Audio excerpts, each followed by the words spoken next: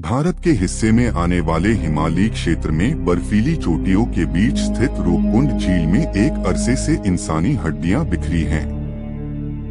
रूपकुंड झील समुद्र तल से करीब 16,500 फीट यानी 5,029 मीटर की ऊंचाई पर मौजूद है। ये झील हिमालय की 3 चोटियों, जिन्हें त्रिशूल जैसी दिखने के कारण त्रिशूल के नाम से जाना जाता है, के बीच स्थित है।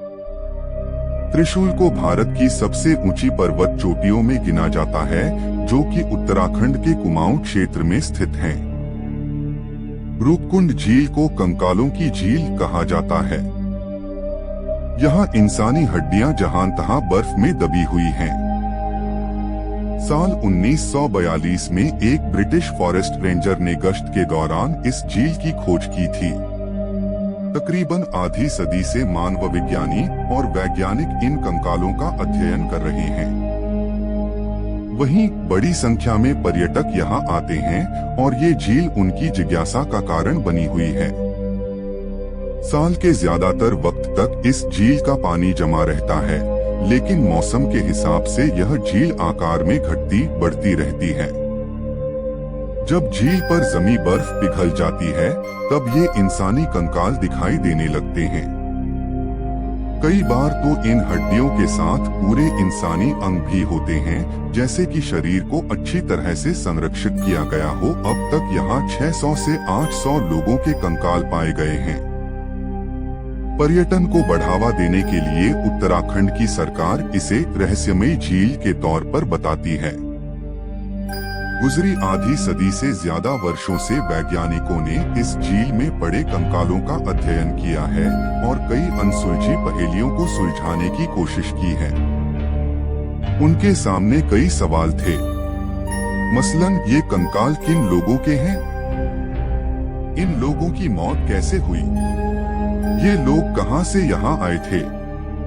इन मानव कंकालों को लेकर एक पुरानी कहानी यह बताई जाती है कि ये कंकाल एक भारतीय राजा, उनकी पत्नी और उनके सेवकों के हैं।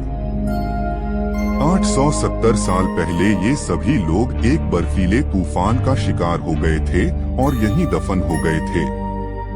एक अन्य थ्योरी के मुताबिक इनमें से कुछ कंकाल भारतीय सैनिकों के हैं, जो कि 1841 में तिब्बत पर कब्जा करने की कोशिश कर रहे थे और जिन्हें हराकर भगा दिया गया था।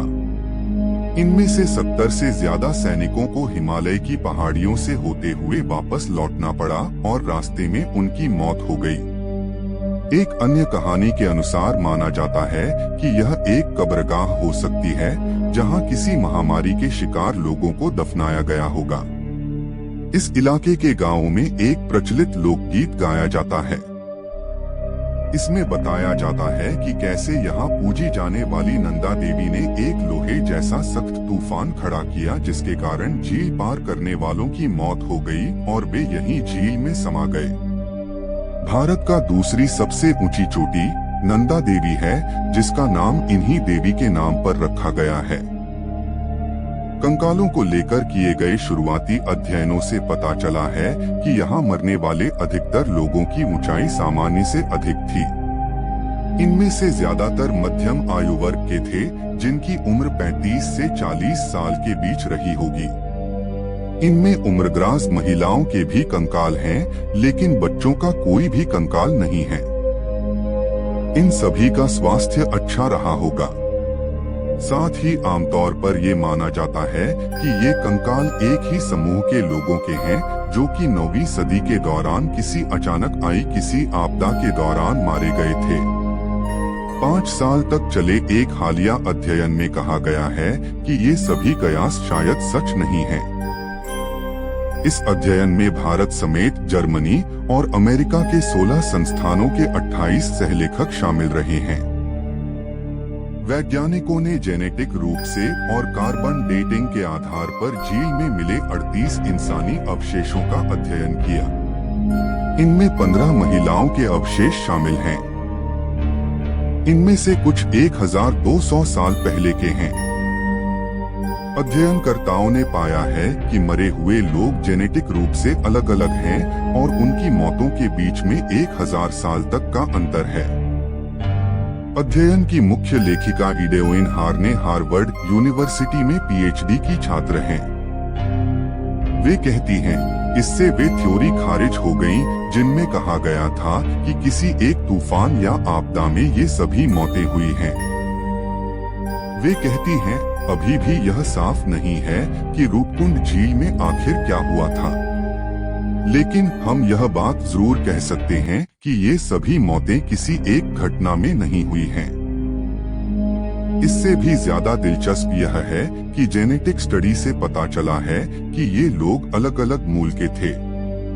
मसलन इसमें एक समूह के लोगों के जेनेटिक्स मौजूदा वक्त में दक्षिण एशिया में रहने वाले लोगों जैसे ही हैं, जबकि दूसरे समूह के लोगों के जेनेटिक्स मौजूदा वक्त के यूरोप के लोगों से मिलते जुलते हैं। खास तौर पर ये यूनान के द्वीप क्रीट में रहने वाले लोगों जैसे हैं। साथ ही दक्षिण एशिया से आने वाले लोग भी एक ही आबादी का हिस्सा नहीं लगते। हार्न कहती हैं, जेनेटिक्स के आधार पर इनमें से कुछ इस उपमहाद्वीप के उत्तरी हिस्से के लोगों से मिलते जुलते हैं, जबकि अन्य दक्षिण हिस्से में बसे समूहों से मिलते जुलते हैं। तो ऐसे में क्या अलग अलग समूहों के लोग कुछ 100 वर्षों के अंतराल पर छोटे जत्थों में इस झील के दौरे पर गए थे? क्या इनमें से कुछ किसी एक घटना में मारे गए? यह झील किसी ट्रेड रूट पर नहीं पड़ती है, यानी व्यापार के लिए इस्तेमाल किए जाने वाले रास्तों का हिस्सा नहीं थी। इस जगह पर न तो कई हथियार मिले और न ही व्यापार का कोई सामान ही मिला है। जेनेटिक अध्ययनों से इनमें से किसी में प्राचीन बैक्टीरियल जीवाणु का भी पता नहीं चला, जिससे यह माना जा सके कि किसी खास बीमारी की वजह से ये लोग मारे गए थे। झील के रास्ते में पड़ने वाले एक तीर्थ स्थल से शायद इस बात का स्पष्टीकरण मिलता है कि लोग आखिर इस इलाके की यात्रा पर क्यों आए होंगे। अध्ययनों की माने तो 19वीं सदी के आखिर तक इस इलाके में तीर्थ यात्रा के कोई पुख्ता प्रमाण नहीं मिलते हैं, लेकिन 8वीं और 10वीं सदी के स्थानीय मंदिरों में मिले शिलालेख इशारा करते हैं कि यहाँ उस दौर में लोग तीर्थ यात्रा पर जाया करते थे। ऐसे में वैज्ञानिकों का मानना है कि इस जगह पर कुछ कंकाल उन लोगों के हो सकते हैं जिनकी मौत किसी तीर्थ यात्रा के दौरान हुई होगी। लेकिन पूर्वी भूमध्य सागरीय इलाके के लोग भारत के हिमालय की इन ऊंची पहाड़ियों पर मौजूद झील पर क्या करने गए थे? इस बात की उम्मीद कम जान पड़ती है कि यूरोप के लोग इतना लंबा सफर तय करके एक हिंदू तीर्थ यात्रा में हिस्सा लेने के लिए रूपकुंड पहुंचे होंगे। तो क्या ये हो सकता है कि पूर्वी भूमध्य सागरीय पूर्वजों की जेनेटिक रूप से अलग आबादी पीढ़ियों से इस इलाके में रह रही हो? हार्ने कहती हैं, हम अभी भी इन सब सवालों का जवाब ढूंढने की कोशिश कर रहे हैं।